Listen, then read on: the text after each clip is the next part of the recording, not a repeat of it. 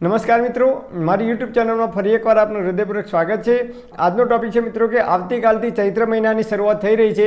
તો ચૈત્ર મહિનાની અંદર તમે લીમડાનો મોર પીતા હોય તો એની અંદર 6 વસ્તુ તમે ઉમેરીને પીશો તો આપણા લોહીની અંદર જેટલી પણ અશુદ્ધિઓ હોય, લોહી શુદ્ધ કરવું હોય તો એના માટે બેસ્ટ વિકલ્પ છે એ લીમડાનું મોર। અને એટલા માટે આપણા ઋષિ મુનિઓએ હજારો વર્ષોથી કીધું છે કે ચૈત્ર મહિનો ચાલુ થાય એટલે વધારે નહીં પણ ઓછામાં ઓછા 9 દિવસ સુધી તમે જો આ લીમડાનો મોર પીશો તો આપણા શરીરની અંદર પિત્તને લગતી જેટલી પણ બીમારીઓ થાય છે, શરીરમાં ગરમી નીકળવી, ઝીણી ઝીણી ફોલ્લીઓ નીકળવી, મોઢા ઉપર ખીલ નીકળવા, મોઢાની અંદર ગરમીના લીધે ચાંદીઓ પડવી, આ તમામ પ્રકારની બીમારીઓની અંદર અદ્ભુત પરિણામ આપે છે અને આપણું બ્લડ છે એ શુદ્ધ બને છે। લીમડાના મોરની અંદર કઈ કઈ 6 વસ્તુઓ ઉમેરવાની છે એ જોઈએ।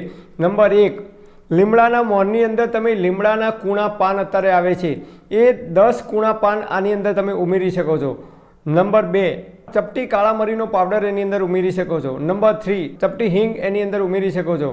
નંબર 4, ચપટી જીરું એની અંદર ઉમેરી શકો છો અને નંબર 6, ચપટી અજમો એની અંદર ઉમેરી શકો છો। તો આ 6 વસ્તુ તમે ઉમેરી અને દરરોજ 100 ગ્રામ જેટલો 100 ml જેટલો જ પીવાનો છે, વધારે પીવાનો નથી।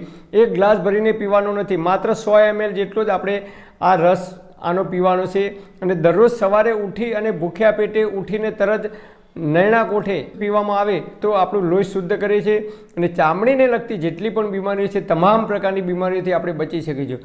તો આ રીતે તમે 9 દિવસ તમે લીમડાનું મોર પીવાનું રાખશો તો આપણે અનેક પ્રકારની બીમારીઓથી બચી શકીશું। પરમપિતા પરમાત્મા આપ સર્વેને તંદુરસ્ત અને નિરોગી રાખે એવી હૃદયપૂર્વક મારી પ્રાર્થના। Thanks for watching my video. Thank you.